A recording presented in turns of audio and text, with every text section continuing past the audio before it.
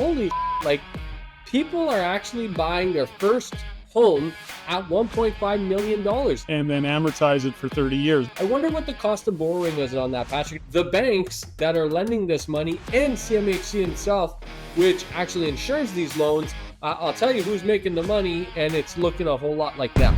If a first-time home buyer is buying a $1.5 million property, Patrick, I mean, that is a whack load of dough for a first-time home buyer. I'm not even sure they should be allowed to buy a $1.5 million property. They should be forced to buy a $150,000 property and put sweat equity into it and then move up to a 1.5. What happened to those days? It seems like we've lost our way with those days where you put in sweat equity the same way I did, the same way you did, Patrick. Let's talk about this, Patrick, which is the upcoming, what just got released, and this is hot off the press. Just happened this morning. Federal government raises insured mortgage cap to $1.5 million and extends to 35-year amortization from 25 to 30 years. It went from $1 million cap to $1.5 million cap, which is very, very, and this is for first-time home buyers, by the way, which the first thing that goes through my mind, Patrick, is I'm sitting there reading this thinking like, holy, like, people are actually buying their first home at $1.5 million. That's a far cry from my first home at like a couple $100,000. And I was stretching to pull that off. And I'm thinking, wow, where have we come where your first time home is now $1.5 million? Well, $1.5 million with only 10% down and then amortize it for 30 years. Now, 30-year amortization is not new, but 30-year amortization on whatever the math works out to, you know, about a $1.3 or $1.4 million mortgage seems a little rich, but that does in fact keep everybody indebted for an extended period of time. I don't know how much uptake we're going to have on this or what limit's going to be pushed. I mean, certainly from a developer point of view, maybe then it helps the math make more sense. So in other words, we're going to build this, pre-build it, whatever the story is, and people are going to step up and buy. I don't know. It's an interesting thought process. I'm not optimistic about it, but I'm rarely optimistic about any of these government programs. I'm not shocked that you would say you're not optimistic about it, Patrick, but I got a couple different thoughts on it. So, and let's dive into it, which is the first and foremost. The thing is that there's no doubt this is a vote buying promise where it makes splashy headlines, it looks fantastic, it speaks to first time home buyers. Is it going to have a meaningful impact? To be seen. But really the impact, if you think about it, yes, it allows these first time home buyers, some of them that are going to get in at $1.5 million or up to $1.5 million, which just seems like a hell of a stretch. They're going to now pay that mortgage for 5 extra years. And instead of paying $1 million mortgage, you're paying $1.5 million mortgage for 30 years. I wonder what the cost of borrowing is on that, Patrick. I haven't had the time to do the math, but like the banks that are lending this money and CMHC itself, which actually insures these loans, I'll tell you who's making the money, and it's looking a whole lot like them. Oh, there's a big surprise. That's an incredible. I think I'm going to have a heart attack and die from that surprise. Yeah, CMHC is very profitable. I think the math is 25% more at a 30-year amortization versus a 25-year amortization.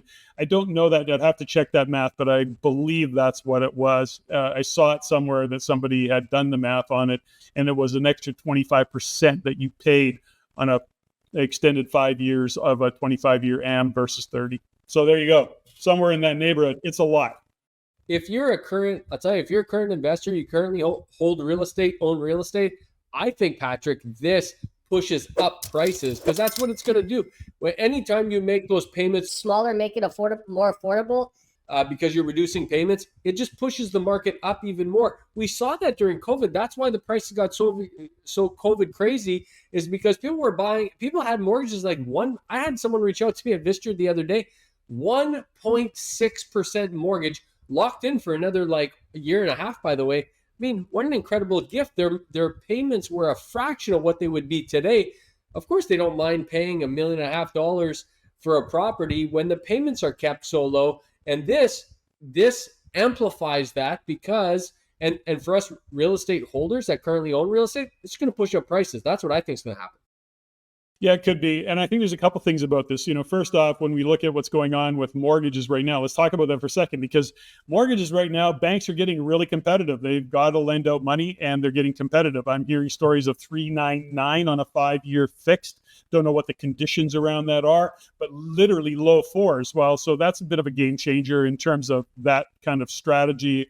And when you look at 1.5, but here's the thing about it, is that if you take that strategy, and although you look at British Columbia, Vancouver/Toronto, where prices are elevated anyways, what if you take some portion of that 1.5 and actually engage in the self-funding house strategy, where you're actually building that house, you're putting that additional ADU, you're putting that ADU in there, whether that's a suite or a coach home or whatever that might be that you've got on that particular property, then you can start to make the math make more sense. I don't know. I think that might be an opportunity on the self-funding house strategy to put that ADU in there, I think. But who knows what the conditions of lending are, and it may not qualify if you do that. Who knows?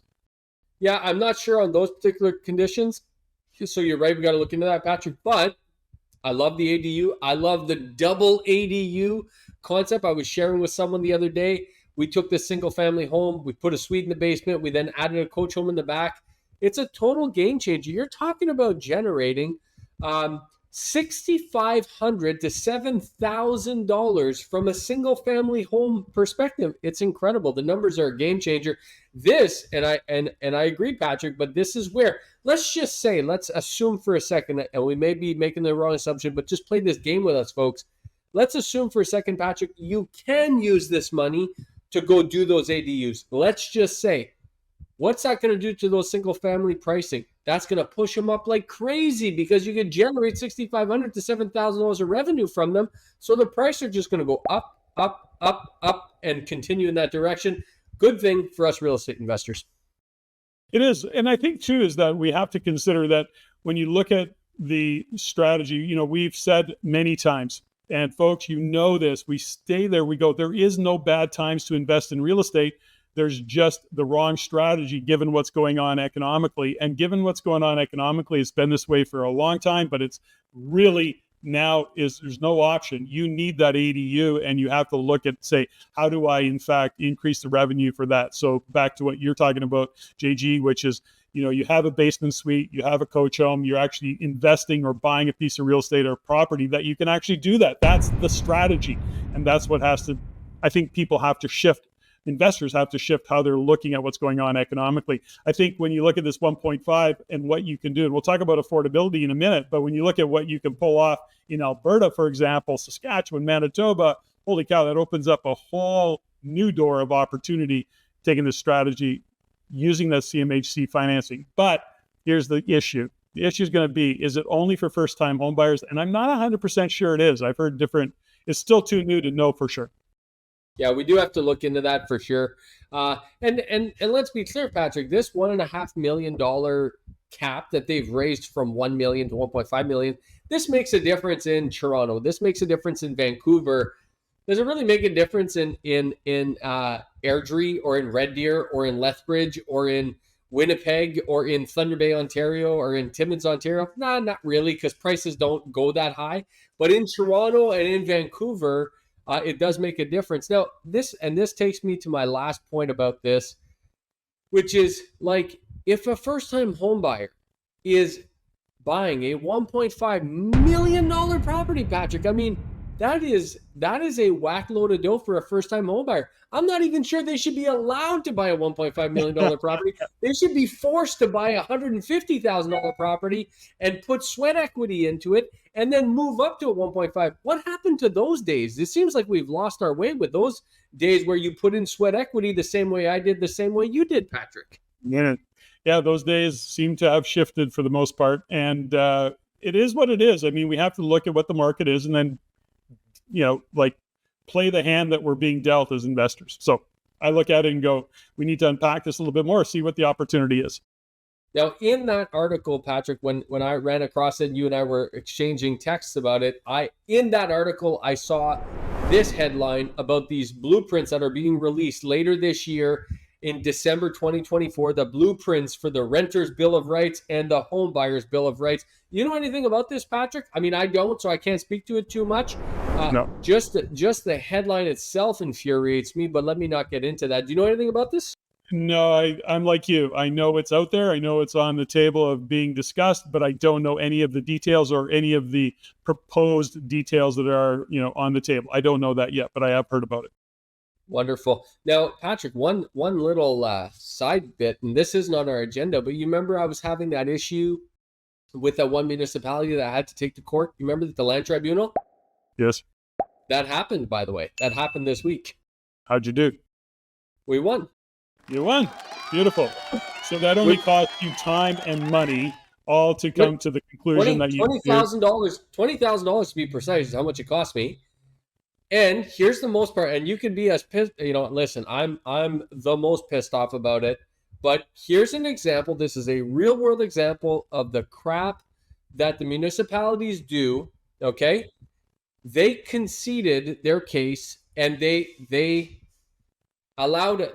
essentially came to an agreement. They conceded their case. They didn't even fight their case, Patrick, okay? Because they knew they were going to lose, which really pisses me off. They then put in their agreement that they would essentially not fight us if we agreed not to sue them for the costs, which I'm really caught in a catch-22 there. It's like I'm 100K into this project yet. I haven't even put a shovel in the ground, not even close. And do I sue them for costs, or do I just finally move this project into put a shovel in the ground? So it's this really tough decision to make. But the point is that here you have a municipality that knew they weren't going to win. It was bullshit the whole time. They knew that. We took them to task, and they conceded. And in the end, we're going to get what we needed. But why did we have to go through all that? Why did I spend 3 years of bull, almost $100,000 of costs?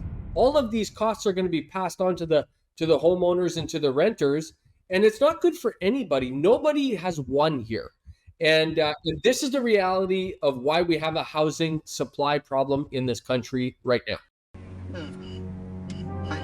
I feel so helpless. 100%. And we know that. And again, it's bureaucracy, and bureaucracy needs to justify. So this is the challenge that we face. And then when we look at what's transpired over the past 5 years, we've talked about this many times, when we look at all these jobs that were created, and we look at unemployment and employment, and we're going, wow, it doesn't look so bad. And then you start to unpack the numbers, and you start to see that, 80% of the jobs that have been created over the past 5 years have been public service, which part of that public service is administrative or bureaucracy. And I always say, and I know it sounds it is negative, but ultimately bureaucracy justifies themselves by doing what they did to you. So that was what keeps them busy. That's what they're supposed to be doing. But of course, for entrepreneurs, for capitalists, it causes a problem. So that's what it is. But it is what it is, and it is infuriating. It just seems so unreasonable. Yeah, and you know what? At the end of the day, the fact is that there are big developers out there, and Vistra is not a big developer by any stretch of the imagination, but we're also not just a regular mom and pop either. But the fact is that most of these, Vistra had the foresight and the ability to fight this, but the average mom and pop would have gave up on this, Patrick. That's what they count on. That's what that's what they count on. Yes. It would have wasted tens of thousands of dollars of taxpayer money, as well as the individual's money. It wouldn't have added any supply to the market, and the whole thing would have died on the vine, which quite frankly is a tragedy. And luckily we had the foresight to go through it, but now we're $100,000 into this thing. And yeah, we're going to end up adding 6 amazing rental units on this property, but it just didn't have to be that way. And it frustrates me, but we won, so that's the good news. So if you like these episodes and you want to learn more about what's going on with real estate in Canada, investing in real estate, and understanding how to invest in real estate the right way, head on down to the descriptions below, follow those links.